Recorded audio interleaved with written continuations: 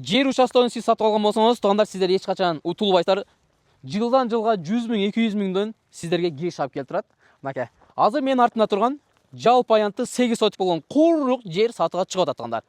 Так, узуну 40 метр, туурасы 20 метр экен. Эки тарабында тең кошуналары бар. Мынакей өздөрү көрүп атасыздар. Кааласаңыздар мына кошуналарыңызга окшоп, монда кичине дөңсө жерин погрузчик менен тегизетесиздер да, кошуналарга окшоп чыкыйган 2 этажга, 3 этажга үйлөрдү салып алсаңыздар болот экен, туугандар. Караңыздар, түз жерде. Анан бул жерде дагы светтер келген. Могул кошуналарыңыздар уже жердин астын чукутуп, суу чыгарып алыптыр. Мына этек тарабында дагы жол бар. Мынакей, жакшылап көрсөтүп коелайм. Мынакей, о жакта биздин машиналар турат, трансформаторлор турат наракта.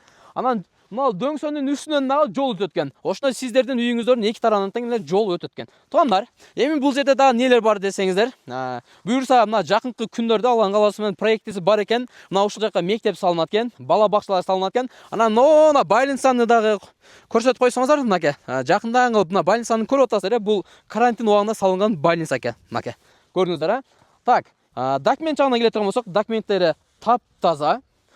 Келесиздер, жерди көрөсүздөр, жактырсаңыздар, алып бересиздер. Басы чөнтөгү дагы капчыкка дагы ыңгайлуу. Канча дейсиздер, туугандар? 1 600 000 сом бир аз кеми бар. Желательно наличка, туугандар. Келип көрө бересиздер, акчаны штыр бересиздер. Барасыздар да документти өткөрүп алып туруп, ушул жердин ээси болуп каласыздар. Так, мен азыр көчө жагына чыгайын дагы. Сиздерге келе турган адреси, жолдорун бир катар сиздерге сонун кылып көрсөтүп берейин.